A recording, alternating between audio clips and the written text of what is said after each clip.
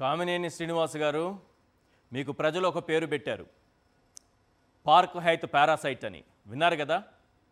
ఈ దేశ ప్రధానిని, మీ పార్టీకి అత్యంత ముఖ్యమైనటువంటి నాయకుణ్ణి మోడీ గారిని ఏ రకంగా దూషించాడు. మీరు సందర్భం లేకపోయినా మీకు జాలిం లోషన్ ప్రతి నిమిషం, ప్రతి సెకండ్, ప్రతి గంట జోబులో ఉండాల్సిందేనని ప్రతి సందర్భంలోనూ మీరు ప్రూవ్ చేసుకుంటూ ఉంటారు. మోడీ గారిని ఉద్దేశించి హిందీలో తిట్టింది కూడా ఒకసారి వేయండి. ఆ హిందీ బుల్బుల్ భాష కూడా మనం ఒకసారి వినాలి ప్లీజ్. ఉందా? ఆ బుల్బుల్ భాష ఉంటే హిందీ భాష కూడా ఉంటే ఒకసారి వేయండి. హిందీలో కూడా మోడీ గారిని దూషించారు. వింటారేమో పారాసైట్ గారు, ప్రజలు పెట్టిన పేరది.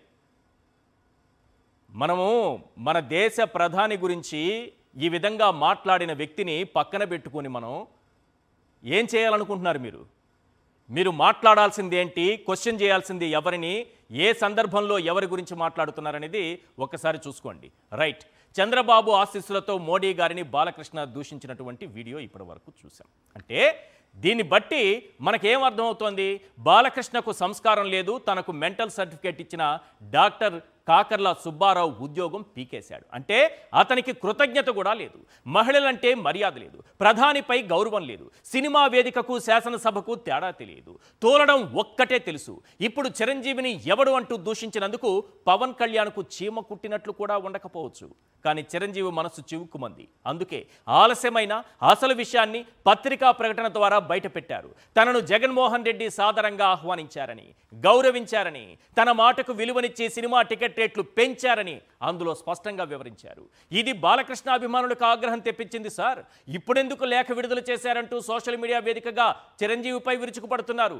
అదే సమయంలో చిరంజీవి అభిమానులు బాలకృష్ణకు వార్నింగ్ ఇచ్చారు. తక్షణమే క్షమాపణ చెప్పాలని డిమాండ్ చేశారు. లేదంటే తమ నిరసన సెగ సర్టిఫైడ్ సైకోకు తప్పదని హెచ్చరించారు. ఈ పరిణామాల నేపథ్యంలో కొన్ని ప్రశ్నలు వినిపిస్తున్నాయి. అవేంటో ఒక్కసారి మనం స్క్రీన్ పైన చూద్దాం. రైట్, మెగా అభిమానుల వార్నింగ్తో చిరంజీవికి బాలకృష్ణ బేషరతుగా క్షమాపణ చెబుతారా? క్వశ్చన్ నెంబర్ 2, స్వయం కృషితో ఎదిగిన చిరంజీవి అంటే బాలకృష్ణకు ఎందుకంత అసూయ?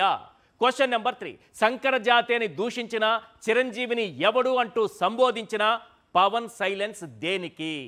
క్వశ్చన్ నెంబర్ 4, పవన్ కళ్యాణ్ జ్వరం పేరు చెప్పి విజయవాడ నుంచి హఠాత్తుగా ఎందుకు పారిపోయారు? క్వశ్చన్ నెంబర్ 4 చాలా ఇంపార్టెంట్. దీనికి ఆన్సర్ రాబట్టాల్సినటువంటి అవసరం ఉంది. ఈ డిబేట్లో చాలా ప్రధానమైన పాయింట్గా దీన్నే మనం చర్చించబోతున్నాం.